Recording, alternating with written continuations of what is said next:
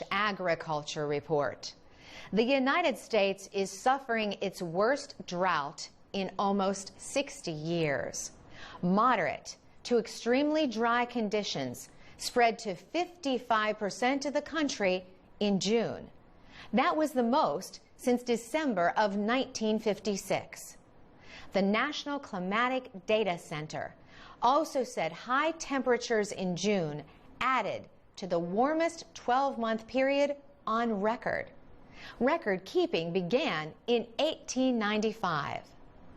The drought map showed that conditions improved in the southeast in June compared to May, but they intensified from the Midwest to the Great Plains and much of the West. Predictions through the end of October suggest that the drought is likely to improve in areas of the Southwest and Southeast. But the drought is expected to continue or intensify in large parts of the country. Agriculture Secretary Tom Vilsack met with President Obama in July. Mr. Vilsack said the drought has severely affected corn and soybean crops. The United States is the world's leading producer of corn and soybeans. Mr. Vilsack said 38% of our corn crop, as of today, is rated as poor to very poor. 30% of our soybeans, poor to very poor. Most of the affected states are in the southern half of the country, but officials said farmlands in the north are now drying up as well. The drought has pushed up prices for corn and soybeans. Both are used in food production and for animal feed. The United Nations Food and Agriculture Organization reported a 20% jump in maize and wheat prices in the month of July. Wheat prices are up as hot, dry weather affects production in the Black Sea region. In the United States, ranchers may quickly reduce the size of their herds of animals rather than pay higher feed prices to feed them. That increased supply of meat would reduce meat prices in the short term. President Obama has cut the interest rate on disaster loans for farmers and made it easier for affected areas to receive government financial assistance. At the same time, farmers are waiting to see what Congress does with the Farm Bill, a major piece of legislation renewed every 5 years. The Senate has passed a version that would end direct payments to farmers, but help pay for crop insurance. The plan would save money, but the Senate version is different from the legislation in the House of Representatives. And Congress needs to reach a compromise. The current Farm Bill ends at the end of September. And that's the VOA Special English Agriculture Report. I'm Carolyn Presutti. I'm Alex Villarreal with the VOA Special English Agriculture Report. 2010 was a good year for American farmers. They earned an estimated $82 billion. That is almost 1/3 more than they earned in 2009. And it is 26% higher than the 10-year average. The numbers are from the Economic Research Service at the Department of Agriculture. They represent net farm income, a measure of profitability of farm operations. Values for grain and oilseed crops are up about 3% from 2009. The value of animal production is up by almost 7%. Agriculture Secretary Tom Vilsack points out that agriculture is one of the few major areas of the economy with a trade surplus. A surplus of $41 billion is predicted in 2011. That would be an increase of almost $18 billion from 2010. At the same time, farm exports are expected to break the all-time high set in 2008. The Agriculture Department says exports in 2011 could top $126 billion. The largest buyer of agricultural products is expected to be Canada. But farm exports to China are predicted to come within $500 million of Canadian purchases. Secretary Vilsack says countries in Southeast Asia and the Middle East are also buying more from American farmers. Poor growing conditions overseas played an important part in higher prices for American crops in 2010.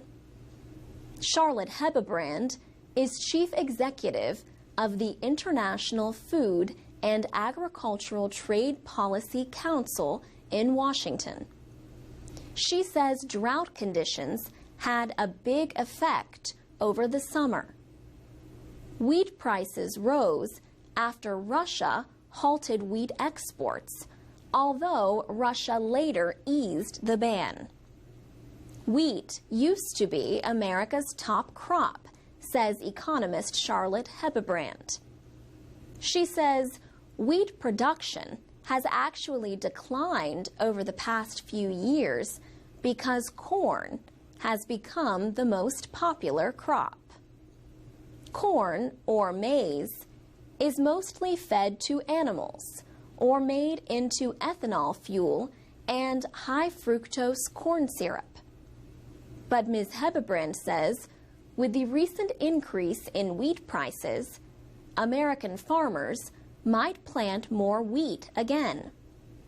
Corn and wheat are the two largest crops supported by the government through subsidy payments. For VOA Special English, I'm Alex Villarreal. This is the VOA Special English Agriculture Report. A drought across much of the United States is forcing farmers to make difficult decisions. Damage to corn and soybeans is already severe in the hardest hit areas. Alan Bowers Jr. is a farmer in the state of Illinois in the Midwest. He explains the situation this way. You get up in the morning and you think it might be another 13 months before we get a paycheck. The corn and soybean crop is our paycheck. The corn on his farm is so dry the stalks break apart easily. The corn is unusable. So in the middle of July, Alan Bowers decided to cut down his crop to avoid a total loss. He says it can only be used to feed animals. Alan Bowers Jr. and his wife Lori are hoping for a small insurance settlement to help them pay their bills until next year. Lori Bowers says, people don't realize we have no boss and we have nobody to help us, and it's tough. You have to work together. You have to work with a husband and a wife and family, and together try to work through it. The Bowers could also lose their soybeans to the record high temperatures and lack of rain in the worst drought in more than 50 years. And Alan Bowers says the farm itself may not survive if next year is anything like this. The farm has been in his family for 4 generations. The drought is affecting the Mississippi River, the nation's longest and most economically important waterway. Last year, heavy rains flooded parts of the Mississippi. This year, the level is so low, shipwrecks, normally hidden underwater, can be clearly seen. Jason Brown is a hydraulic engineer with the Army Corps of Engineers. He says the low water hurts farmers who send crops down the river. 60% of all grain exported from the United States travels on barges along the Mississippi. But he adds that other goods like chemicals and coal need to be transported down the Mississippi as well. An Army Corps of Engineers survey ship called the MV Pathfinder looks for places along the river that are not deep enough for traffic. Crews then either dredge the sites to make them deeper or mark them with warning buoys. The ship's captain says companies have to lighten loads of their barges when the water level is low. To read, listen, and learn English, go to voaspecialenglish.com. You can also find our captioned videos at the VOA Learning English channel on YouTube. For VOA Special English, I'm Carolyn Prasuti. I'm Mario Ritter with the VOA Special English Agriculture Report. The United States Department of Agriculture has given farmers permission to plant genetically engineered sugar beets with some conditions. A USDA agency ruled on the most popular variety of Roundup-ready sugar beets. The agency said the genetically engineered sugar beets do not harm the environment or increase threats by pests. The Monsanto company makes Roundup-ready crops. The genetic change in the sugar beets makes them resist the herbicide or weed killer known as Roundup. The action lets growers plant the genetically changed sugar beets if they obey certain rules. The USDA agency expects to finish its full environmental study of the sugar beets by May of next year. Then it will decide if it will permit unlimited planting of the crops. Sugar beets provide about half of America's sugar supply. The government agency had unconditionally approved the genetically engineered sugar beets in 2005. But after legal action, the United States District Court for the Northern District of California canceled the agency's approval last year. The court said the Agriculture Department needed to perform a complete study of the environmental effects of the sugar beets.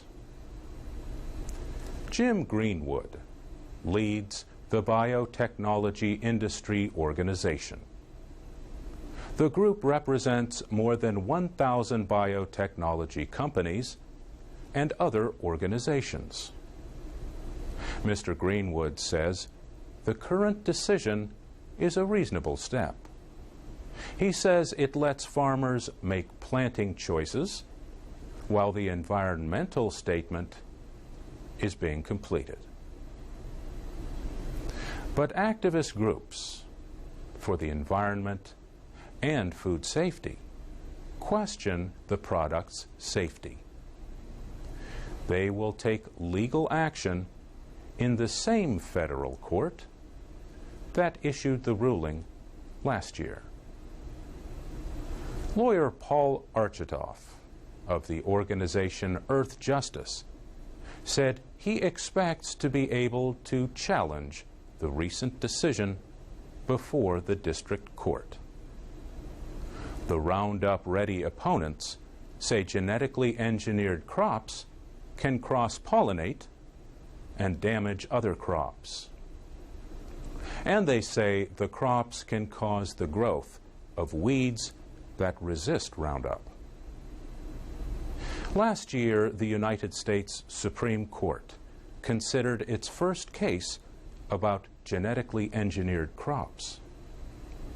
The court rejected a lower court's decision to ban the sale of genetically engineered alfalfa seeds until the government completed a study of their effects on the environment. For VOA Special English, I'm Mario Ritter. This is the VOA Special English Agriculture Report. European Union officials estimate that 20% of all fish are caught illegally. They say honest fishermen and their communities lose as much as $23 billion worth of seafood every year. The European Union and the United States are among the world's largest importers of seafood. In September, they signed a joint agreement in Washington to increase cooperation against fish piracy. The problem is also known as illegal, unreported, and unregulated fishing, or IUU. Jane Lubchenco, the Undersecretary of Commerce for Oceans and Atmosphere, signed the agreement for the United States. Maria Damanaki, the Commissioner for Maritime Affairs and Fisheries, signed it for the European Union. They said the European Union and the United States are starting to identify illegal fishing ships and bar them from their ports. Countries are taking measures to document imported fish, they said, and they promised to seek stronger enforcement of fishery management measures. Gerald Leap is Senior Officer for International Policy at the Pew Environment Group in Washington. Mr. Leap says pirate fishing exists only because illegal operators find a place to sell their fish. The pirate fishermen undermine any attempt at achieving sustainable fisheries. They undermine the efforts of those fishermen who are playing by the rules to legally market the fish they catch.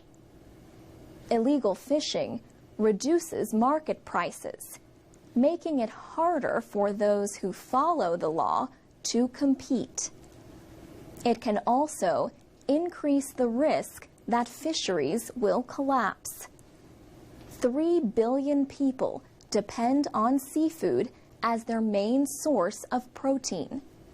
Ms. Lubchenco said the millions of tons of seafood pirated each year may represent as much as 40% of the total catch in some fisheries. The new agreement aims for greater action by governments to prevent illegal operators from making a profit.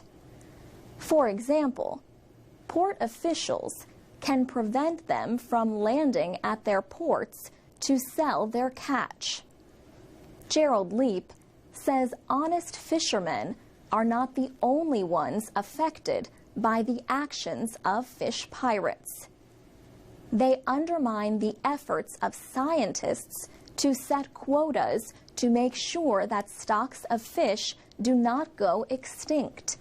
And they undermine those regulators who are trying to determine who should catch what and how to divide up what should be a sustainably managed catch. These are pirates in the truest sense of the word. They are literally stealing the fish. For VOA Special English, I'm Alex Villarreal.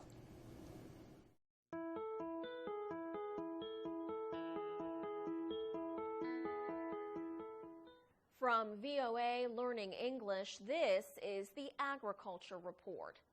On World Environment Day in June, the United Nations reported that at least 1/3 of all food produced is wasted. The report came at a time when many people are concerned about how to feed a growing world population. In the United States, farmers who are struggling to earn money find the situation difficult to deal with. The United States Department of Agriculture found that more than half of the small farms in California do not make a profit. One California farm family is using social media in an effort to change the situation and reduce wasted food. Nick Papadopoulos is general manager of Bloomfield Farms in Sonoma County. It was difficult for him to watch his employees returning from several weekend farmers markets with top quality, unsold produce. Mr. Papadopoulos said he would find boxes of leafy greens, herbs, and carrots left in a storage area. The vegetables would go bad before the next market day. As a result, Mr. Papadopoulos came up with a plan to offer the food at a low price by advertising it on the farm's Facebook status page on Sunday nights. The deals were open to anyone using the social media website. One week, several homeowners in a neighboring community bought the vegetables. Another week, the buyers were a group of friends.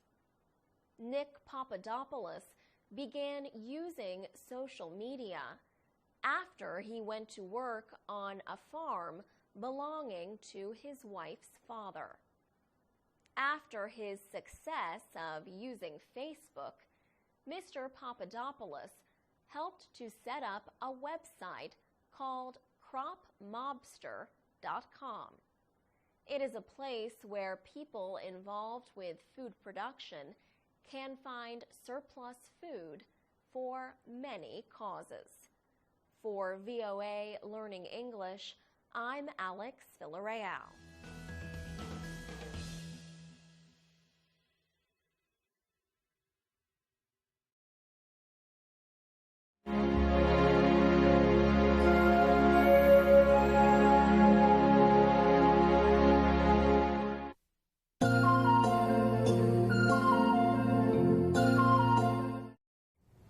This is the VOA Special English Agriculture Report.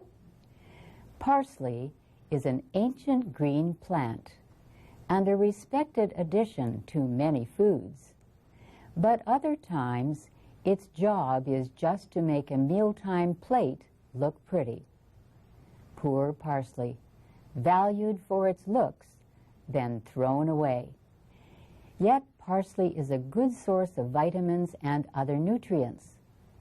The taste is a little strong for some people, yet others chew on parsley to freshen their breath. Curly parsley is the kind that often ends up being used just for appearance. Many gardeners grow curly parsley as a border for flower beds. Flat-leaf parsley is easier to work with for cooking. This kind is often called Italian or French parsley. Do you know about a third kind of parsley? Hamburg parsley has flat leaves that can be used for the same purposes as other parsley. But Hamburg parsley has a large root, which is used as a vegetable. It can be used to add flavor to soups. Hamburg parsley is popular, not surprisingly, in Germany, home to the city of Hamburg. Parsley is often served with lamb, fish, and beef dishes. It is also used in foods such as tabbouleh, a traditional Lebanese salad. Parsley is an herb if you use just the greens. If the root is used, then parsley is considered a vegetable. Some gardeners suggest that to get the best tasting parsley, you should plant new seeds every year. You can get parsley to grow faster by pouring warm water over the seeds. Leave the seeds in the water overnight. Then you can grow them in containers indoors or plant them outside. Charlie Nardozzi is a writer for the National Gardening Association in the United States. He says parsley grows best when temperatures are under 21 degrees Celsius. In colder climates, parsley can go into the ground 2 to 3 weeks before the last winter freeze is likely to happen. Charlie Nardozzi says parsley likes to grow in sunny places or in partial sun. The seeds need rich, moist soil. Plant the seeds about 15 to 25 centimeters apart. Water regularly during the first month. After that, parsley does not need very much water. Ron Waldrop is a county extension director for the University of Illinois. He says you can harvest parsley by cutting most of the plant or leave more of the plant in the ground for a second crop. To dry parsley, tie the plant stems together and hang them upside down in a warm, dark, airy place. The leaves should be dry in a week or two. After that, store them in a tightly closed container. And that's the VOA Special English Agriculture Report.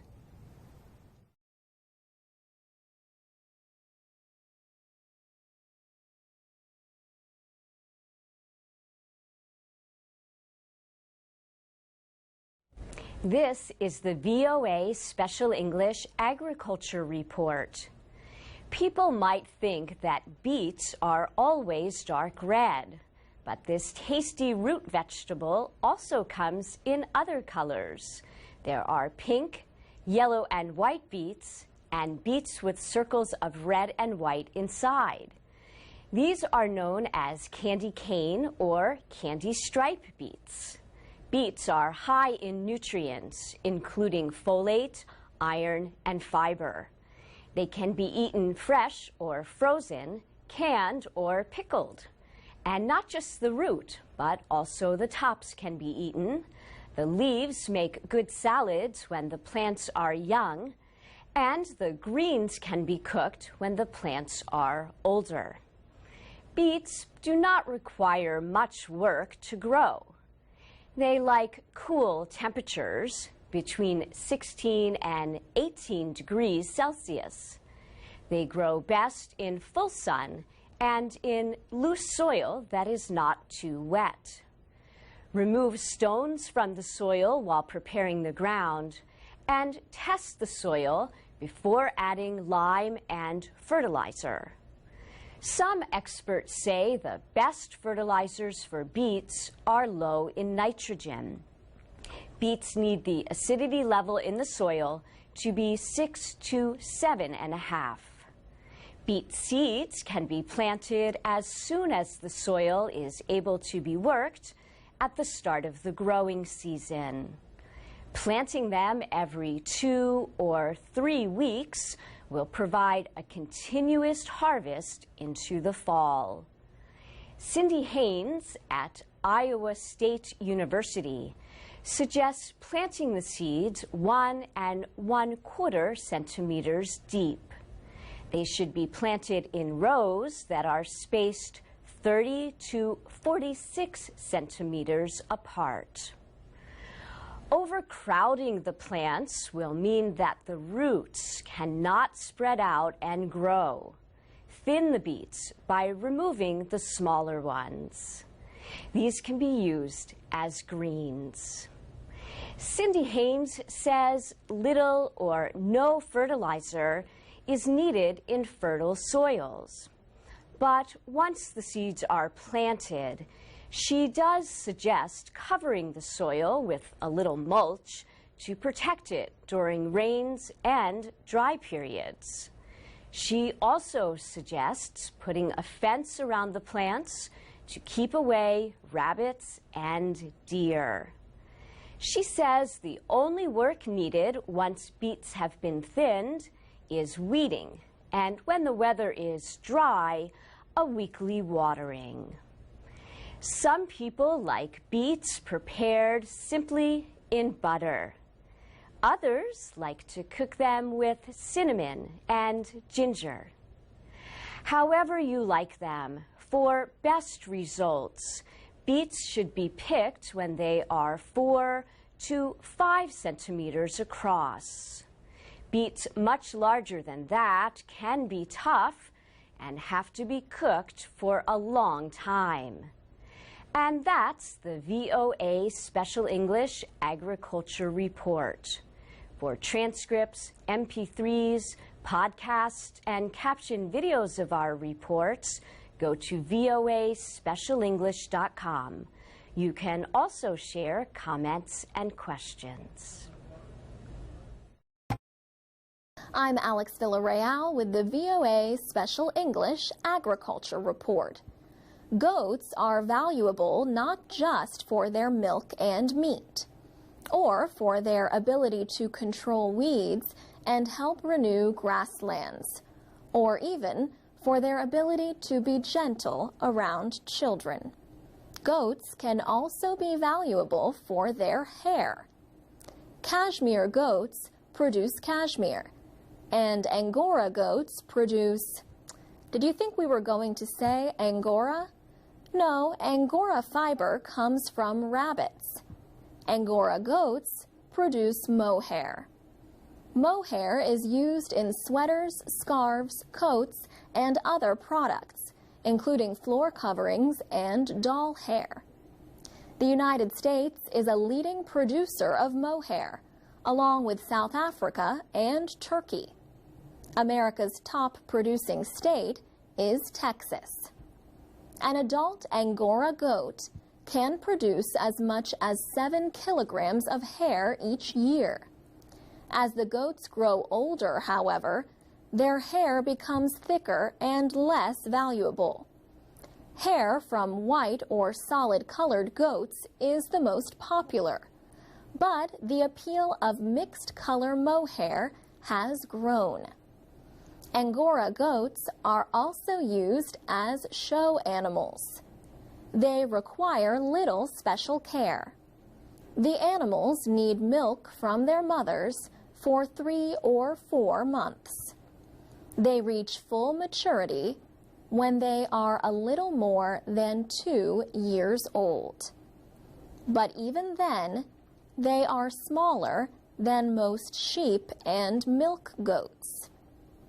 Cashmere goats are usually larger than Angoras. They can grow big enough to be kept with sheep and cattle. The outer hair of the animal is called guard hair. Behind it is the valuable material on a cashmere goat. Cashmere is valued for its softness and warmth without much weight. Some farmers comb their cashmere goats to remove the hair. But if the animals do get a haircut, it often takes place at the time when they naturally lose their winter coat, between December and March. Angora goats generally get their hair cut 2 times a year, in the spring and fall. The job can be done with simple cutting tools or by hiring a professional shearer. Angoras may need special protection from the cold for about a month after shearing. The value of an animal's coat depends on the age, size, and condition. But whatever kind of goat you choose to raise, be sure you have a good fence. Goats love to explore. For VOA Special English, I'm Alex Villarreal. To learn more about agriculture, go to voaspecialenglish.com for transcripts and MP3s of all of our reports. We're also on Facebook, Twitter, and YouTube at VOA Learning English. This is the VOA Special English Agriculture Report. An American intelligence report says water-related problems will likely increase tensions around the world in the next 10 years.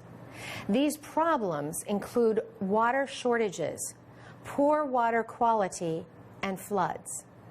The report says the problems will increase the risk of instability and the failure of governments.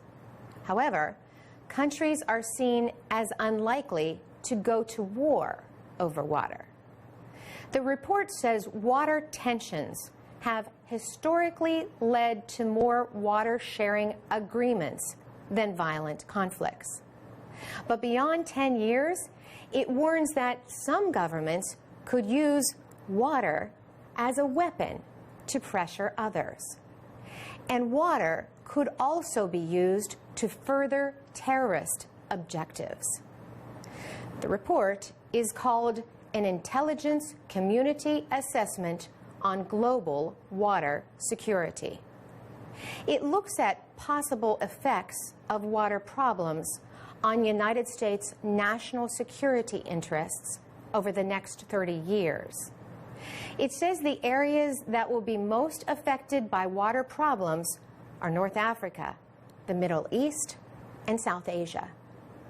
Secretary of State Hillary Clinton announced the report on World Water Day, which was observed March 24th. The National Intelligence Council wrote the report based on a national intelligence estimate she requested a year ago. The report says water-related problems could distract countries from working with the United States on important policy goals. But it also predicts an increased demand for American aid and expert help to solve those problems. That demand could create opportunities for leadership and influence. The report says water shortages, poor water quality, and floods by themselves are unlikely to result in state failure. But these could combine with poverty, social tensions, environmental problems, poor leadership, and weak governments to produce social disorder. And that combination could cause state failure. The report predicts that from now through 2040, water shortages and pollution probably will harm the economic performance of important trading partners. During the next 10 years, it says, the loss of groundwater supplies in some agricultural areas will create a risk to national and global food markets. These shortages will be a result of poor management. Agriculture uses about 70% of the world's fresh water. The report says technology that reduces the amount of water needed to grow crops will offer the best defense against shortages. For VOA Special English, I'm Carolyn Presutti.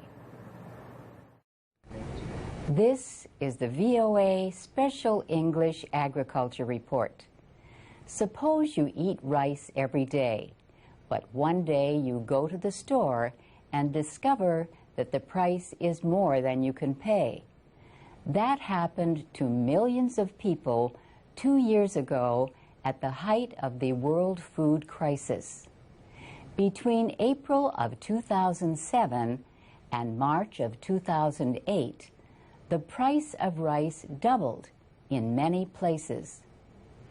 Economists blamed the crisis on different causes, including high energy costs, bad weather, and the use of food crop lands for biofuel production. High food prices pushed more people in developing countries into poverty and hunger. Some researchers say people living in cities in West Africa may have suffered most of all. Geographers from 3 American colleges did a study published in the Proceedings of the National Academy of Sciences. William Mosley of Macalester College in Minnesota led the study. The team looked at 30 years' worth of information on food security and agricultural policy in Gambia, Ivory Coast, and Mali. Most of the research centered on rice, an important crop in those 3 West African countries. The researchers say Gambia and Ivory Coast suffered more during the food crisis than Mali did. They say this was because people in Gambia and Ivory Coast had come to depend on imported rice. Local rice production fell after the countries reduced farm supports and import taxes under free market reforms. That meant rice farmers were not only earning less, but facing greater competition from imports.